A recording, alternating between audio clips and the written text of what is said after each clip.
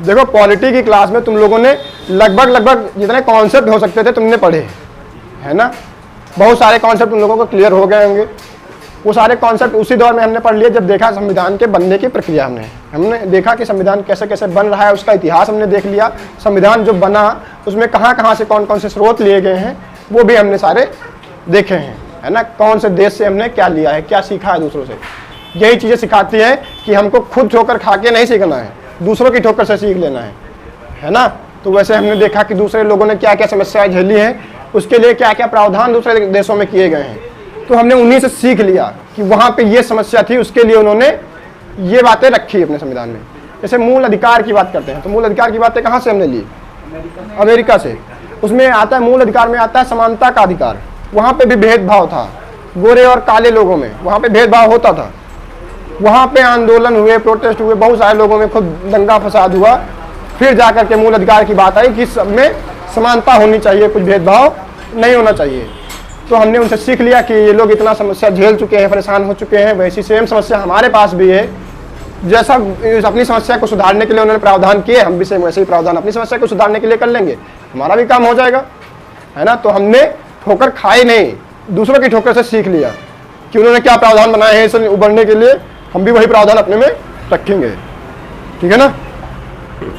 तो इसके लिए हमने बना लिया अपने में मूल अधिकार, हमने भी रख लिया। हमने ये भी कह दिया कि हमने अमेरिका से ले लिए हैं ये वैसे के वैसे, उसमें ऐसा तो है नहीं बिल्कुल सेम वैसे के वैसे रख लिए, अपने हिसाब से हमने मॉडिफाई कर लिया, है ना।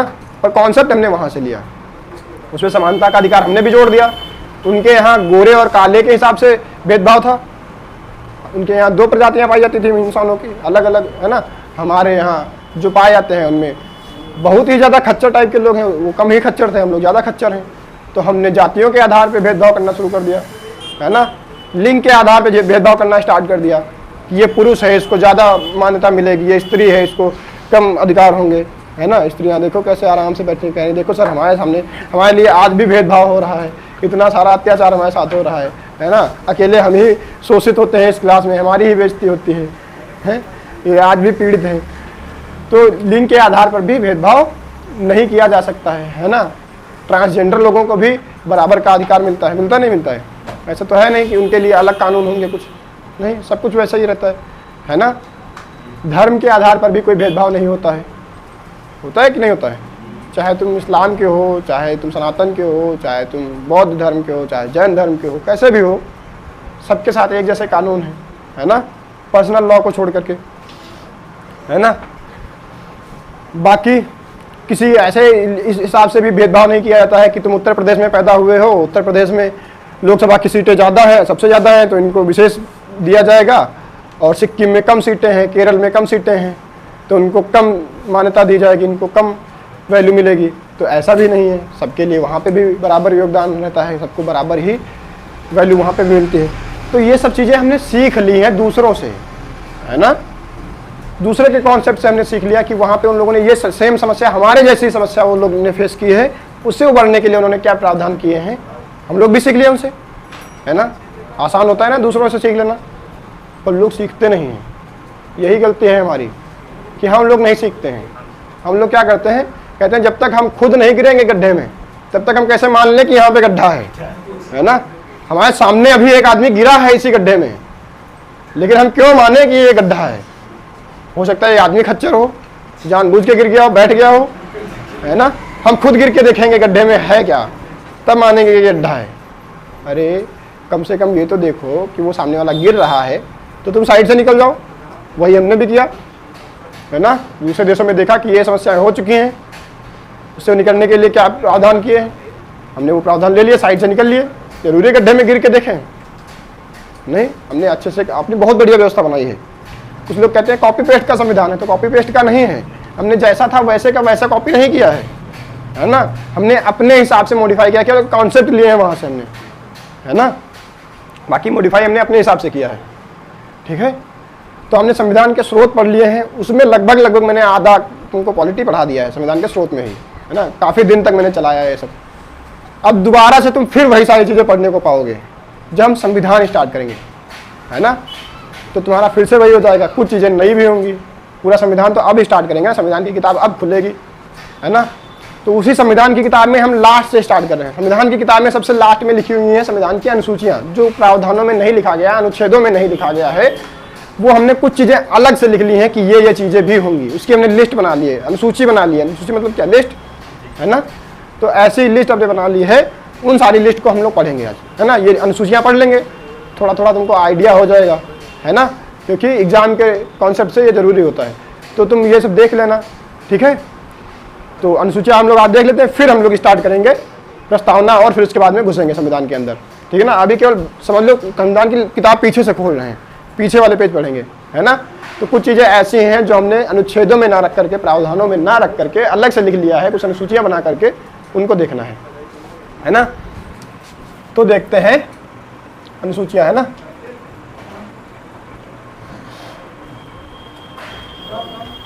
बातें नहीं करो। संविधान की अनुसूचियां, कोई बता सकता है अभी संविधान में कितनी अनुसूचियां हैं? 12, है ना। क्या तुम लोग ये बता सकते हो मूल संविधान में कितनी अनुसूचियां थी जब नया नया बना था हमारा संविधान? तो मूल संविधान जो हमारा था, जो हमारी संविधान सभा ने हमको बना करके दिया था, वही मूल संविधान है ना। मूल संविधान कौन है? जो हमारे संविधान सभा ने बना करके दिया था। उस समय बाबा साहब ने जो हमको प्रस्तुत करके दिया था कि ये लो बना करके मैंने दे दिया, इसमें ये है हमारा देश का संविधान, ये होगा। तो वो वाली जो कॉपी थी, फोटो कॉपी नहीं कहेंगे, वो कॉपी जो ओरिजिनल कॉपी थी, उसमें कितनी अनुसूचियां थी? तो उसमें 8 अनुसूचियां थी। मूल संविधान में 8 अनुसूचियां थी। लेकिन समय समय पे हमने ये भी देखा कि अनुच्छेद 368 के तहत हम संविधान में संशोधन भी कर सकते हैं। कर सकते हैं, नहीं कर सकते हैं? संविधान में संशोधन भी किए फिर हमने, है ना। किस अनुच्छेद के तहत हम संशोधन कर सकते हैं? तो अनुच्छेद 368, है ना। तो अनुच्छेद 368 के तहत हम संविधान में संशोधन कर सकते हैं। और हमको जब छूट मिल जाए कि हम कुछ परिवर्तित कर सकते हैं, तो नहीं करेंगे क्या? बिल्कुल करेंगे, है ना। फिर हमने बहुत सारे परिवर्तन किए, है ना। खूब संविधान में काटा पीटी मचाई, है ना। और इसमें अनुसूचियां भी हमने काटी पीटी, कहा कि और जोड़ेंगे इसमें, है ना। अभी टोटल हमने कितनी अनुसूचियां कर ली हैं? 12। अभी कितनी है वर्तमान में? कितनी है वर्तमान में? हमने 12 कर ली। अच्छा, तुम लोगों को कभी कभी ये भी लगता होगा कि यार इतने 100 से भी ज़्यादा संविधान संशोधन हो चुके हैं, तो जो संविधान की किताब होगी उसमें तो बड़ा घिचपिच हो चुका होगा। हाँ, उसमें नहीं लिखा जाता, कुछ घिचपिच उसमें नहीं किया जाता। जो मूल कॉपी ओरिजिनल कॉपी थी, वो आज भी वैसे के वैसे रखी हुई है। जो भी जोड़ना होता है वो अलग लिखा जाता है, उसमें नहीं जोड़ा जाता है। जहाँ पे भी अलग लिखा जाता है वहाँ पे लिख दिया जाता है कि इस वाले अनुच्छेद में हम ये और जोड़ रहे हैं, है ना। जैसे हमको अनुच्छेद 16 में कुछ परिवर्तन करना होगा, जैसे EWS अभी जोड़ा, है ना। तो EWS वाला हमने बाद में जोड़ा, तो इसको क्या वहीं पे अनुच्छेद 16 में वहीं पे काट पीट करके जोड़ेंगे? नहीं, इसको हमने बाद में जोड़ लिया, है ना। ये हमने अलग से वहाँ पे लिख दिया, अनुच्छेद 16 के सब क्लॉज 5 में हम ये और बढ़ा रहे हैं, बस हो गया, जुड़ गया। ओरिजिनल कॉपी आज भी वैसे की वैसी है जितनी शुरुआत में थी, है ना। तो अनुसूचियां ओरिजिनल कॉपी में भी आज भी 8 ही होंगी, है ना। पर जो वर्तमान में हमारा संविधान हो चुका है वो और बड़ा हो चुका है। वैसे भी हमारा दुनिया का सबसे बड़ा संविधान था, आज और बड़ा हो गया है ना। अभी कितनी हो गई है पूरी अनुसूचियां भी हमारे मूल संविधान में? 12 हो गई। एक एक करके देखते हैं। पहली अनुसूची,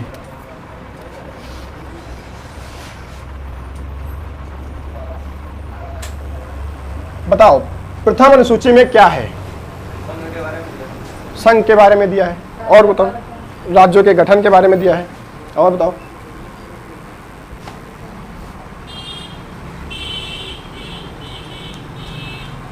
बस कम डिटेल में बताते। देखो इसमें दिया है राज्यों के बारे में। किसके बारे में दिया है? राज्यों के बारे में, तथा संघ राज्यों के बारे में। किसके बारे में?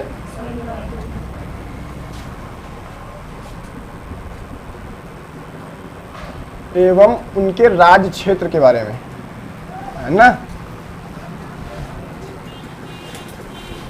है ना। उनके नाम दिए हुए हैं, है ना। राज्य क्षेत्रों के नाम भी तुम कह सकते हो।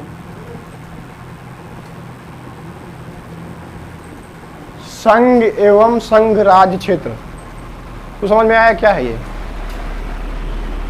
नहीं समझ में आया? देखो राज्य तो तुमको सीधे से समझ में आ रहे होंगे, जो राज्य है। संघ राज्य क्षेत्र क्या है? हाँ नहीं, यहाँ हाँ, जो केंद्र के द्वारा जिनमें प्रशासन चल रहा होगा, है ना, जिनको तुम कहते हो यूनियन टेरिटरी, है ना, क्या कहते हो, यूनियन टेरिटरी, है ना।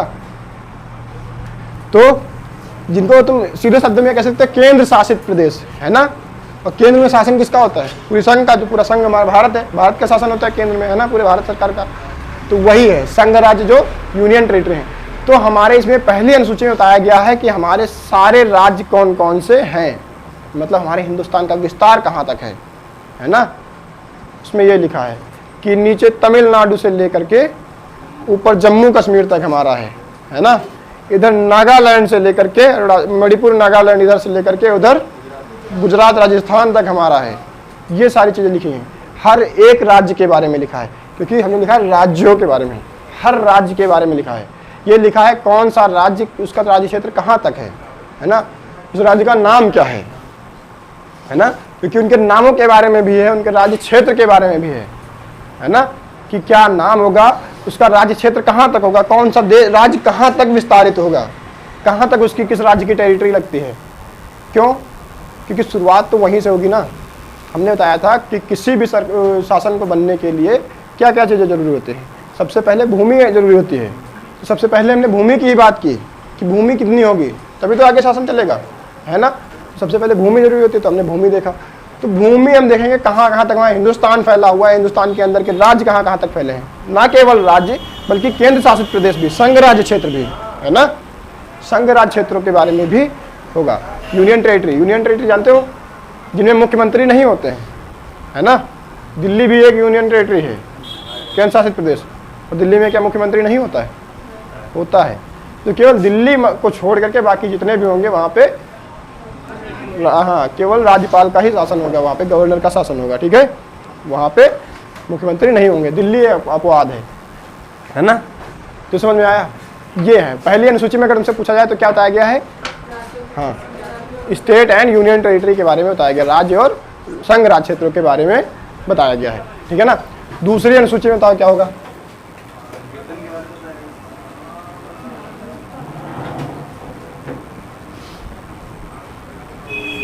दूसरी अनुसूची में क्या है,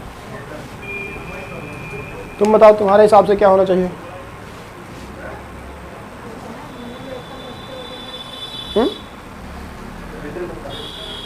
हाँ, इसमें देखो तुमको लग सकता था कि उसमें पहले क्षेत्र दिया है, अब क्षेत्र की जनता होगी, उसमें कौन सी जनता रह रही है, वो लग सकता था, क्योंकि उसके हिसाब से मैंने कुछ कॉन्सेप्ट बता रखे हैं। वो मैंने संविधान बताया था कि संविधान इस हिसाब से लिखा गया है। संविधान का पहला भाग भी राज्य के बारे में ही बताता है ना, राज्य एवं उसके राज्य क्षेत्र, है ना। उसके बाद में बताता था कि दूसरे भाग में दिया हुआ है नागरिकता, उसके नागरिक कौन कौन से होंगे। तो वहाँ से तुमको थोड़ा लग सकता था कि यहाँ पे भी वही सिस्टम होगा, पर यहाँ पे वो सिस्टम नहीं है। यहाँ पे अगले वाले में बताया गया है वेतन, क्या बताया गया है, वेतन, है ना। अब वेतन किसका होगा, पदाधिकारी होंगे कुछ, है ना, कुछ पदाधिकारी, कर्मचारी नहीं होंगे, देख लेना अभी। कुछ पदाधिकारी होंगे, है ना। देखो पदाधिकारी मतलब जो अधिकारियों का पद होगा, कर्मचारी मतलब जो क्लर्क लेवल के सब आ जाते हैं, सब कर्मचारी होते हैं, है ना। तो पदाधिकारियों के उसमें भी जो अधिकारी होंगे वो बड़े वाले, छोटे छोटे लोगों का थोड़ी ना यहाँ पे काम होगा, है ना। जो संविधान में इतना थोड़ी ना बताएंगे कि बताओ चपरासी की सैलरी कितनी है, इतना सब कुछ लिखेंगे अपने संविधान में, नहीं। वो तो समय समय के हिसाब से देख लिया जाएगा कहाँ पे कितनी देनी जरूरी है ना। बड़े बड़े जो पद हैं उनके बारे में, उनके वेतन के बारे में दिया गया होगा, किसके किसके वेतन के बारे में दिया होगा।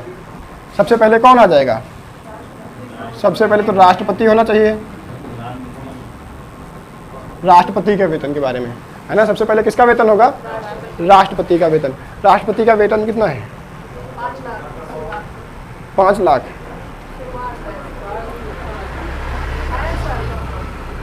लगा देखो, इनका मानना है कि 5 लाख है, तुम्हारा मानना है कितना नहीं होगा सर, हाँ 93,000, हाँ 5 लाख। राष्ट्रपति का वेतन पता कितना है, ये वास्तव में 5 लाख है और ये प्रति माह है। बहुत है, देखो कह रहे हैं सर ये तो बहुत है, करते भी कुछ नहीं है, बोलते भी नहीं है कुछ, है तो इसमें राष्ट्रपति के वेतन के बारे में बताया गया है। राष्ट्रपति का वेतन कितना है, 5 लाख रुपए पर मंथ है, तो इतनी मिलेगी उनको सैलरी। अच्छा, राष्ट्रपति रिटायर हो जाएं तो पेंशन भी तो मिलनी चाहिए कि नहीं मिलनी चाहिए, मिलनी चाहिए, कितनी मिलेगी वो बताओ। अगर राष्ट्रपति रिटायर हो जाएं तो उनको पेंशन भी तो मिलनी चाहिए, 2.5 लाख मिलनी चाहिए, है ना? हाँ, 40% मिलनी चाहिए। इनके अगर पेंशन की बात करें, अगर रिटायर हो जाएंगे तो इनकी पेंशन कितनी होगी? इनकी पेंशन होगी 1.5 लाख रुपए। कितनी हो जाएगी? और ये रुपए में होगी, ध्यान रखना, है ना? रुपए लिखना बहुत जरूरी है, नहीं तो ये लोग आगे डॉलर बना लेंगे, है ना? बर्बाद कर देंगे देश को, है ना? 80 गुना पहुंचा देंगे तुरंत, ठीक है? फिर तुम लोग काउंट करने में परेशान हो जाओगे कि इतनी सैलरी है, सारी इन्हीं के चली जाएगी, है ना? तो राष्ट्रपति का वेतन कितना होगा? 5 लाख होगा, और इनकी जो पेंशन होगी वो 1.5 लाख होगी। अच्छा, ये तो हो गया तुम्हारे देश का सबसे बड़ा पद, तो इसकी सैलरी हमने देख ली। उसके बाद आएगा राज्य का सबसे बड़ा पद। राज्य का सबसे बड़ा पद कौन सा होता है? राज्य का, हाँ, राज्य का सबसे बड़ा पद होता है राज्यपाल। कौन होता है? राज्यपाल। तो राज्यपाल का सैलरी कितना होगा? 3 लाख रुपए है। 2.5 लाख, देखो सीधे आधे पे आ गई कि वो देश का है तो इसकी 5 लाख, इसकी आधे कर दो, है ना? सीधे 2.5 लाख, 1 लाख के अंदर। तुम्हारे राज्य का सबसे बड़ा पद है ये, थोड़ी तो इज्जत रखो उसकी, है? थोड़ी इज्जत तो बनती है। 3.5 लाख कितनी होगी? 3.5 लाख इसकी वेतन होगा, है ना? आप सोचो अब अगला कौन हो? प्रधानमंत्री कर दे, हैं? प्रधानमंत्री की जानने की सबको बड़ी एक्साइटमेंट है कि प्रधानमंत्री की सर सैलरी कितनी है? हाँ, कितनी? 4 लाख। सोच लो, हाँ? राज्यपाल के बराबर होगी प्रधानमंत्री की। किसे? राज्यपाल से कम है? देखो कितना बवाल चल रहा है इसके लिए, हाँ? ज्यादा होगी राज्यपाल से। पहली बात तुमको ये बता दें कि दूसरी अनुसूची में प्रधानमंत्री के वेतन के बारे में जानकारी नहीं दी गई है। हाँ, वो है इसमें सुप्रीम कोर्ट के मुख्य न्यायाधीश होंगे, मुख्य न्यायाधीश नहीं, न्यायाधीश होंगे इसमें, है ना? पर प्रधानमंत्री के बारे में इसमें नहीं लिखा गया है ना?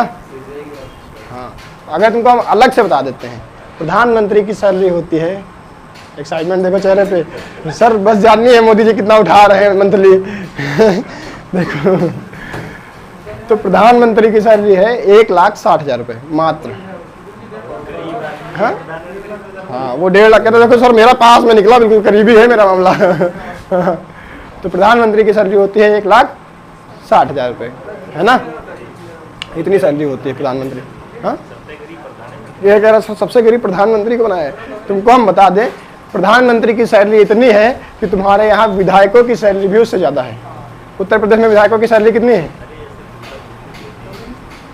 उत्तर प्रदेश में विधायक सैलरी कितनी पाते हैं? बताओ जिज्जी लोगों, तुम्हारे यहाँ विधायक लोग लूट रहे हैं, तुमको पता है? कुछ जानकारी है उसके बारे में? 1.5 लाख। हमने कहा ज्यादा है प्रधानमंत्री से। हाँ, तुम्हारे यहाँ के जो विधायक हैं उत्तर प्रदेश, प्रधानमंत्री ज्यादा पैसा उठा रहे हैं, 1,87,000 रुपए। ये देखा सर, मेरा बिल्कुल एग्जैक्ट निकल रहा है, बस पड़ोस का मामला है ना? बिल्कुल नजदीक की मामला, बहुत नजदीक मेरा निकल रहा है। 1,80,000 बताया था और 1,87 निकला है, बिल्कुल नजदीकी मामला खेल रहा है ये गेम, है ना? तो विधायकों की सैलरी कितनी हो जाएगी? 1,87,000 रुपए, है ना? ठीक है, अब बात करते हैं अगला किसके बारे में दिया होगा। अरे अभी पहले इनको निपटाओ, अगर अलग चलेंगे पहले कार्यपालिका निपटाओ, ये विधायिका कार्यपालिका निपट जाए पूरी। तो अभी इसमें बचे हुए हैं लोकसभा के अध्यक्ष, है ना? कौन बचा हुआ है? लोकसभा अध्यक्ष एवं उपाध्यक्ष।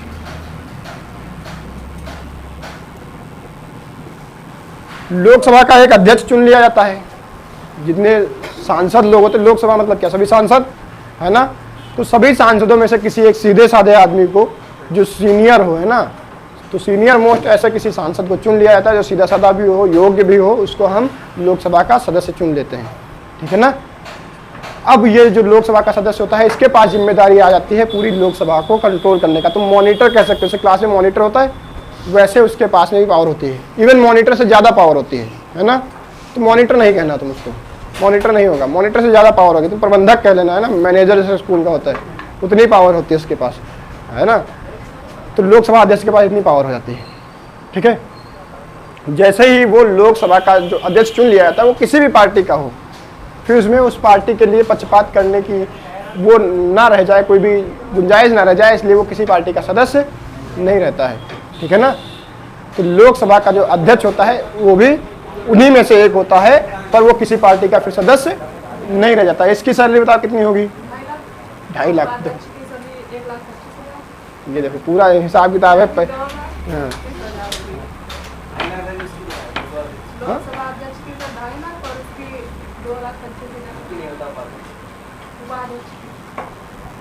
देखो हम बताते हैं, अगर इनकी सैलरी में जाओगे अध्यक्ष की, पहली बात तो अध्यक्ष क्यों होगा, ज्यादातर पार्टी वही बनाएगी, जो बहुमत वाली पार्टी होगी वो अपना अध्यक्ष बनाएगी, है ना। उपाध्यक्ष के लिए ऐसा कर देते हैं, थोड़ा सांत्वना दिखाने के लिए कि चलो विपक्ष का बना लेते हैं, है ना। तो विपक्ष का जो एक आदमी होगा वो बन जाएगा उपाध्यक्ष, पर जरूरी नहीं है कि वो विपक्ष का ही बने। अगर जीती हुई पार्टी चाहती है कि अपने ही पक्ष का बनाए, अपने ही पार्टी का बनाए, तो अपने पार्टी का बना सकती है। पर ज़्यादातर हमारे हिंदुस्तान में यही देखने को मिला है कि विपक्ष का एक नेता चुन लिया जाता है, जिसको उपाध्यक्ष बना दिया जाता है ना। पर जो अध्यक्ष होगा वो जीती वाली पार्टी का ही ज़्यादातर रहता है, ठीक है ना।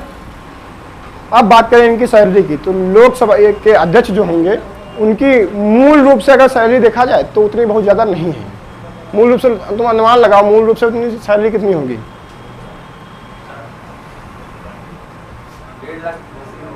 1.5 लाख के ऊपर होगी। 1,60,000 तो पार्टी उसमें सांसदों में से जो सबसे बड़ा सांसद है प्रधानमंत्री, उसकी है। 1.5 लाख से ज़्यादा इसकी कहाँ से करवा दोगे? 1,20 देखो अंदाजा तुक्का लगा रहा है, 1,20 के आसपास होगी। हाँ 1.25 लाख होगी, है। देखो इसकी अगर मूल सैलरी बात करें, है ना, मूल वेतन की अगर बात करें तो मूल वेतन इसका सिर्फ 50,000 रुपये है। क्या सब बस इतना ही? इतने में तो कहाँ खर्चा भी नहीं निकलेगा इतने में, है ना। इतने में क्या होता है आज के ज़माने में? इतने तो गाड़ी का खर्चा निकल आया है ना, इतने में क्या होगा? कुछ होएगा इतने में? क्या देख रहे हो? कुछ नहीं। देखो हम यही कह रहे हैं कि यहाँ पे भी अगर तुमने ध्यान नहीं दिया तो फिर नहीं हो पाएगा तुमसे कुछ, है ना। तो इसका जो वेतन होगा कितना होगा? 50,000 रुपये होगा। ये मूल है, 50,000 रुपये प्रति माह, है ना। पर 45,000 रुपये इसको अलग से मिलते हैं। कितने? 45,000 रुपये इसको अलग से मिलते हैं। ये कहाँ से मिलते हैं? क्योंकि ये भी तो किसी ना किसी क्षेत्र से सुन के आया है, सांसद है, आया या नहीं आया है ना। तो निर्वाचन क्षेत्र का मिलता है। क्या मिलता है? भत्ता मिलता है। क्या मिलता है? निर्वाचन क्षेत्र का सदस्य होने के लिए उसको भत्ता मिलता है। कितना? 45,000 रुपये। और इतने में काम चल जाएगा? 95,000 हुए हैं, इतने में चल जाएगा काम? थोड़ा और बढ़ा दें, बढ़ाएं। प्रत्येक बैठक का उसको 2,000 रुपये प्रतिदिन मिलता है। ये फिक्स नहीं है ना, ये भी अलग अलग बता रहे हैं बैठक कितनी होंगी, है ना। हाँ ये देखो देखो अगर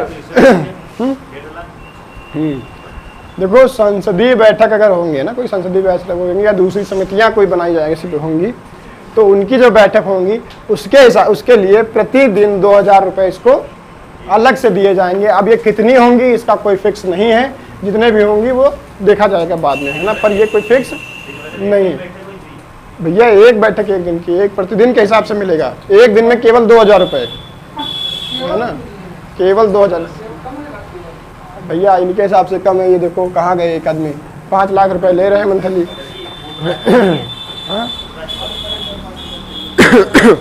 ये कह रहे हैं सर उपराष्ट्रपति की नहीं बताई, राष्ट्रपति बता दिया, उपराष्ट्रपति नहीं बताई, इनको छोड़े दे रहे हो। उपराष्ट्रपति को सैलरी नहीं मिलेगी क्या? तो तुम्हारी जानकारी के लिए बता दें, उपराष्ट्रपति को कोई सैलरी नहीं दी जाती है। अरे भैया नहीं दी जाती, मान लो हमारी बात। उपराष्ट्रपति पद की कोई सैलरी नहीं होती है, कह रहे सर जी क्या भीख मांगेंगे फिर, बनना बेकार है उपराष्ट्रपति, बेइज्जती हो रही है ये तो उपराष्ट्रपति पद की कोई सैलरी नहीं मिलता भैया, हमने कह दिया। और ये बहुत इंपॉर्टेंट क्वेश्चन है, क्योंकि सबको लगता है कि उपराष्ट्रपति होने की कोई सैलरी मिलती होगी, है ना, तो उनकी कोई भी सैलरी नहीं होती है उपराष्ट्रपति पद की। अभी खाते क्या, हाथ से उठा के खाते हैं, ऐसे ऐसे उठाएंगे, अल्लाह के नाम पे दे दे, मालिक भला करेगा तेरा, ऐसा नहीं होता है ना। अभी तुमको बताते हैं कैसे उनको सैलरी मिलेगी, पर इधर तुम इतना याद रखना ना कि उपराष्ट्रपति पद की कोई सैलरी नहीं मिलती है ना। तुम लोग थोड़ा आगे आगे चलने लगते, इतना खत्म नहीं कर पाए। अभी ये देखो अध्यक्ष को खत्म नहीं कर पाए यहाँ पे पैसा इसका, तो दूसरे को लेके आ गए, इसको पहले निपटाने दो, है ना, इसको निपटाने दो पहले। तो इसका हो गया। अब इसके अगर पेंशन की बात करें तो इसको पेंशन कितनी मिलेगी भैया? का है 50,000 उसकी मूल सैलरी थी, उसमें तुम 45,000 उसको तुम पेंशन दिलवाओगे? हाँ, अरे भैया 50,000 सैलरी में 50,000 पेंशन भी होगी, मतलब तो फिर इससे अच्छा तो पेंशन ही लेके घर में बैठो आराम से। नहीं, टोटल मूल सैलरी क्या मिलता है पेंशन, उसमें से निकाला जाता है। हाँ, 15-20 देख लो सर, ठीक ठीक लगा लो सर, है ना।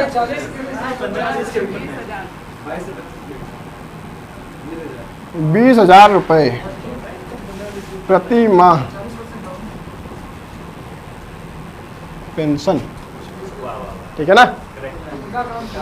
बेकार है, घर बैठे तो मिल रहे हैं, इतने में काम नहीं चलेगा। अरे यार भैया लो, तुम्हारा मन नहीं मान रहा है तो इनको थोड़ा और दिलवा देते हैं, 1500 रुपये और दिलवा देते हैं। 1500 रुपये इनको भत्ता मिलेगा। इतने में कह रहे थे, इतने में तो रिचार्ज होगा, है भैया। तो तुमको तुम्हारी जानकारी के लिए ये भी बता दें कि इनका रिचार्ज फ्री होता है। इनके रिचार्ज के लिए जितने भी लोग तुमको यहाँ पे गिनाएंगे, इनके सबके रिचार्ज फ्री होते हैं, है ना। इनके मोबाइल का खर्चा भी उठाया जाता है, सरकार वो भी उठाती है, ठीक है ना। इनके आने जाने का खर्चा उठाती है, इनका कुछ नहीं, केवल बचत के हैं ये। कहीं पे भी जाएंगे तो प्लेन का टिकट, ट्रेन का टिकट सब फ्री खाएंगे, है ना। हाँ, जहाँ जिसके घर जाएंगे वो तो खिलाएगा ही। देखो बढ़िया जुगाड़ है, दावत तो होएगी, है ना। तो इनका आने जाने का खर्चा फ्री है, सब कुछ फ्री, बंगला फ्री, सब फ्री है। ये जिंदगी इन्हीं की है, बाकी सब हम लोग तो बेकार हैं, खच्चर हैं, है ना। कह रहे हैं कि सर करते क्या होंगे, 20,000 रुपये तो बेकार जा रहे हैं, गरीबों में बांटे, है ना। सबको तो फ्री है इनका। तो तुम्हारी जानकारी के लिए है कि इनको सब फ्री होता है, ठीक है ना। आने जाने का, ट्रेन का टिकट, प्लेन का टिकट, मोबाइल का खर्चा, जितना भी अलग खर्चा होता है सब फ्री होता है। बंगला, गाड़ी और सिक्योरिटी, वो बहुत इंपॉर्टेंट है, सिक्योरिटी भी दी जाती है इनको, वो भी फ्री, उसका भी कोई चार्ज नहीं लगता है, ठीक है ना। तो लोकसभा के अध्यक्ष उपाध्यक्ष समझ में आए। अगला कौन सा होगा, अगला कौन व्यक्ति होगा बताओ? अरे भैया काहे तुम न्यायाधीश चक्कर में पड़े हो, न्यायाधीश को पहले लिए आ रहे हो। अभी हम कह रहे हैं विधायिका कार्यपालिका खत्म कर लो, फिर उधर चलेंगे न्यायपालिका में, है। हाँ भैया, सांसद लोग हो नहीं गए, कहाँ गए? लोकसभा के अध्यक्ष उपाध्यक्ष, इसी में सांसद लोगों का कुछ नहीं सिस्टम होता है इसमें, ना इसमें सांसद होंगे ना विधायक होंगे, ठीक है ना। केवल अध्यक्ष और उपाध्यक्ष होंगे इसमें, बस उसकी सैलरी लिखी हुई। मैंने कहा ना बड़े बड़े लोगों की बातें होंगी, ये कबाड़ी लोगों की बातें नहीं होंगी इसमें, है ना। ये सब कबाड़ी हैं, ठीक है। मंत्री जी हो गए, सब गए, वो सब कबाड़ी हैं, है ना। जब प्रधानमंत्री को इज्जत नहीं है इसमें, प्रधानमंत्री को नहीं रखा गया, बाकी मंत्रियों को क्या इज्जत होगी तुम सोचो। इसमें प्रधानमंत्री को नहीं रखा गया है दूसरी अनुसूची में, तो बाकी मंत्रियों की क्या ही इज्जत है फिर। सबसे बड़ा वाला जो मंत्री है उसकी कोई इज्जत नहीं है इसमें। तो बुरा लग रहा है इन लोगों को कि सर प्रधानमंत्री की इज्जत नहीं है। हाँ, मोदी जी की इतनी बेइज्जती हो रही है, तो इसमें नाम नहीं लिखा गया कि मोदी जी की सैलरी कितनी होगी। यहाँ प्रधानमंत्री की जगह तो सीधे सीधे लिखा होना चाहिए मोदी जी की सैलरी, है ना, पर नहीं है, प्रधानमंत्री का इसमें नहीं लिखा गया है। तो सांसदों का तो होना खत्म ही है बिल्कुल, है ना। जब बड़े वाले सांसद का नहीं है तो फिर छोटे वालों का क्या ही होना है। तो लोकसभा के अध्यक्ष उपाध्यक्ष हो गए, अभी राज्यसभा बचा है ना। राज्यसभा के अध्यक्ष होते हैं क्या? राज्यसभा के अध्यक्ष होते हैं? नहीं होते हैं। राज्यसभा के सभापति होते हैं। कौन होते हैं? राज्यसभा के सभापति एवं उपसभापति। इनकी वेतन के बारे में बताया गया है। अब तुम्हारी जानकारी के लिए ये बता देते हैं कि जो हमारे उपराष्ट्रपति होते हैं वही राज्यसभा के सभापति होते हैं। ये जो राज्यसभा के सभापति यहाँ पे लिखा है, तो ये वाला, इस वाली राज्यसभा के सभापति वाली कुर्सी पे वही आदमी बैठेगा जो उपराष्ट्रपति होगा, है ना। जो बन जाए उपराष्ट्रपति उसको ये वाली कुर्सी खाली मिलेगी। आओ भाई साहब बैठो आराम से, तुम्हारे लिए बना के रखी है, ठीक है ना। देखो हंस रही हैं कि सर जी बैठ के क्यों दिखा रहे हो बार बार, है ना। मान लेते हैं बैठ जाते हैं। तो जो उपराष्ट्रपति होगा वही राज्यसभा का सभापति होगा, ठीक है ना। और उपराष्ट्रपति को उपराष्ट्रपति होने के लिए सैलरी नहीं मिलती है, जबकि उपराष्ट्रपति को राज्यसभा का सभापति होने की सैलरी मिलती है। कितनी दिलवा दे इसको, बताओ खर्चा कितने में चल जाएगा इसका।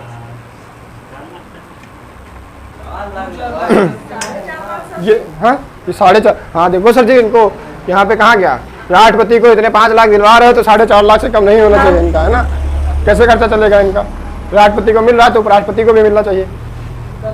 मेरी बात फिर से सुन लो कान खोल के बहुत ध्यान से। यही क्वेश्चन फंसाता है बार बार कि उपराष्ट्रपति को उपराष्ट्रपति पद की कोई भी वेतन नहीं मिलता है, उसको वेतन राज्यसभा का सभापति होने का मिलता है। जो राज्यसभा का सभापति होगा वही राष्ट्रपति होगा, ऐसा निश्चित नहीं है। पर जो उपराष्ट्रपति होगा वही राज्यसभा का सभापति होगा, ये कंफर्म है, ठीक है ना। उसको सैलरी यहां से मिलेगी, क्योंकि तुमको जो दूसरी अनुसूची है इसमें कहीं पे भी उपराष्ट्रपति सब तुमको देखने को नहीं मिलेगा, है ना। तो उपराष्ट्रपति की कोई वेतन होता ही नहीं, तो मिलेगा कहां से देखने को। यही होता है कि यहाँ पे सभापति लिख दिया गया है और इसी का वेतन होगा। इसका वेतन कितना होगा तुम्हारे हिसाब से, कितना दिखवा दे इसमें। अभी देखो कह रहा था 4 लाख की फंसा पड़ा था, देखो 4 लाख से ऊपर 80,000 में कैसे खर्चा चलेगा। राष्ट्रपति की 5 लाख, इसकी डायरेक्ट 80,000। हाँ 4 लाख से नीचे नहीं होने चाहिए, वो 80,000 पे लटके पड़े हैं। 3.5 लाख। अब तुमसे क्वेश्चन पूछे जाएंगे कि ऐसा कौन सा है जिसकी सैलरी राज्यपाल के बराबर होती है।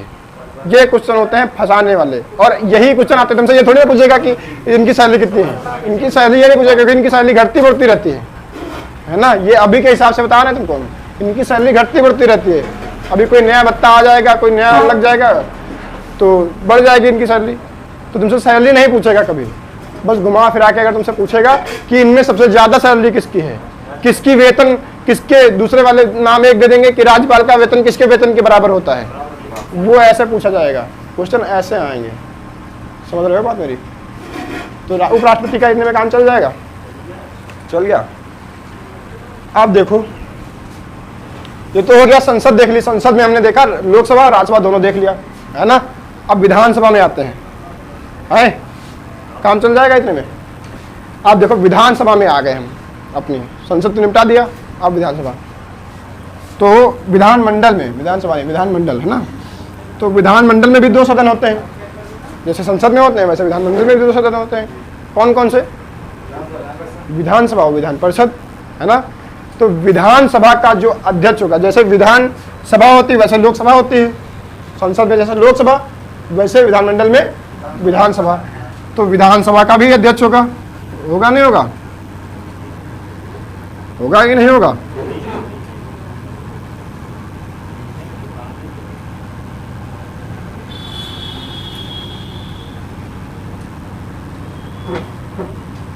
तो विधानसभा का जो अध्यक्ष होगा, विधानसभा का उपाध्यक्ष होगा, सेम वैसे ही होगा जैसे लोकसभा में अध्यक्ष और उपाध्यक्ष होते हैं। लोकसभा को भी निम्न सदन कहते हैं और विधानसभा को भी निम्न सदन कहते हैं। वो संसद का निम्न सदन है और ये विधानमंडल का निम्न सदन है। इसकी सैलरी के बारे में भी बात कही गई है ना। तो सैलरी सबकी नहीं देखते हैं, इनकी देख लेते हैं ऐसे, है ना। तो जैसे ये वाला हो गया, ये वाला बिल्कुल इसके जैसा है ना। वो केंद्र की बात है, ये राज्य की बात है। अब इसके हिसाब से देखते हैं ये वाला, तो इसके हिसाब से ये हो जाएगा, इधर कौन, इधर राज्यसभा है तो इधर कौन हो जाएगा, इधर विधान परिषद हो जाएगा। क्या हो जाएगा, विधान परिषद। इसमें भी अध्यक्ष होंगे, बताओ। इसमें अध्यक्ष नहीं, इसमें भी सभापति होंगे और उपसभापति, ठीक है ना। सेम वही कॉन्सेप्ट इसमें भी है। इसमें चुने जाते हैं, ठीक है ना। तो ये सारा कॉन्सेप्ट होता है। इनकी भी सैलरी की बात की गई। इसमें तुमको याद रखना है कौन कौन से हैं, ये तो याद रहेगा, कौन नहीं है ये याद रखना बहुत जरूरी है कि इनमें कौन ऐसा है जो नहीं आता है ना। दूसरी अनुसूची में ऐसा कौन सा व्यक्ति है जिसके वेतन के बारे में जानकारी नहीं दी गई है, ठीक है ना, वो याद रखना बहुत जरूरी है। अब तुम्हारे आ जाते हैं इधर न्यायपालिका की तरफ, है ना। अब न्यायपालिका में देखते हैं कौन कौन है। तो न्यायपालिका में सबसे पहले आओगे तो कौन देखोगे? तो सबसे पहले तुम सर्वोच्च न्यायालय देखोगे, सुप्रीम कोर्ट, है ना।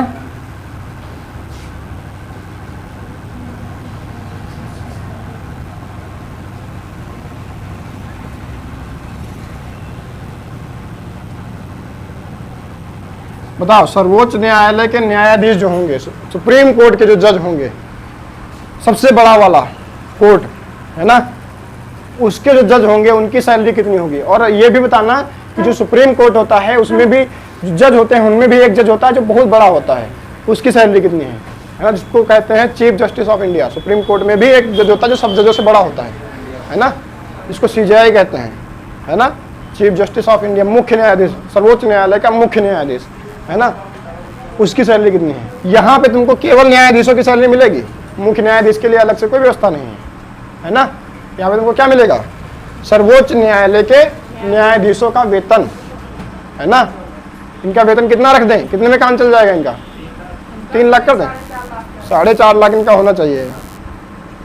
बताओ, 3 लाख, 4.5 लाख, ज्यादा नहीं हो रहा है कुछ? 2.5 लाख से काम चलवाओ इनका, कितने से चल जाएगा इनका? ये प्रति माह है, ठीक है ना। 1 महीने में 2.5 लाख रुपए मिल रहे हैं भैया, क्या कम है भैया, है। प्रधानमंत्री जी से कम में काम चला रहे हैं और इनको इतना मिल रहा है, क्या दिक्कत है? तो 2.5 लाख रुपए इनको मिलेगा प्रति माह। लेकिन जो CJI होगा, CJI को CJI होने थोड़ी तो इज्जत रखनी पड़ेगी ना उसकी। हालांकि अलग से प्रावधान नहीं है तो क्या उसको सैलरी नहीं देंगे, उसको अलग से कुछ थोड़ा ज़्यादा देना पड़ेगा, है ना, इज्जत बचानी है उसकी, है ना। तो थोड़ा बढ़ा देते हैं, कितना बढ़ा दें बताओ? 50,000 बढ़ा दें। 50,000 बहुत होता है, बहुत सारे लोगों की मूल सैलरी नहीं होती है 50,000। कहाँ गए ये देखो, हाँ बिल्कुल सही पहचाने होंगे। इनकी कितने हैं? 2,80,000, ठीक है ना। कितनी है इनकी? 2,80,000। किसकी? सुप्रीम कोर्ट के मुख्य न्यायाधीश की सैलरी, है ना। आप देखते हैं उच्च न्यायालय, हाँ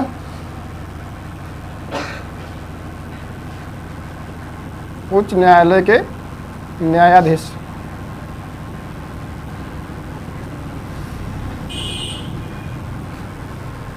इसकी सैलरी कितनी रख दें वो बताओ? 1.5 लाख में काम चल जाएगा। महिला लोग बताएं कितने में घर का खर्चा चल सकता है? इनके घर का खर्चा चलाने में, हाँ करोड़ों में सैलरी होगी, तभी कम है। ये देखो क्या चिढ़ा हुआ एक व्यक्ति है ना, इसकी तरफ से जो इसकी प्रेमिका है वो खर्चा ज़्यादा करवा रही है ना, इसलिए ये चिढ़ा बैठा हुआ है। तो ये कह रहा है सर इनके लिए पूरा कम होता है, कितने भी लेके जाओ वो कम ही होता है ना। शॉपिंग करेंगी, एक एक आइटम ऐसा खरीदेंगी जो 1.5 लाख रुपए का होता है ना। ये देखो दूसरों को देख देख के सीख रहा, कह रहा सर हम तो देख देख के सीखते हैं, हम करते थोड़ी ना है, हम तो देख देख के सीखते हैं, है ना। तो बताओ, उच्च न्यायालय के न्यायाधीश जो होते हैं उनकी सैलरी होती है 2.5 लाख। कितनी होती है? 2.5 लाख रुपए, है ना। हाँ इनकी बराबर होती है, ठीक है। अब एक आदमी और बच जाता है जिसकी सैलरी के बारे में बात किया गया है, जिसको कहते हैं नियंत्रक एवं महालेखा परीक्षक।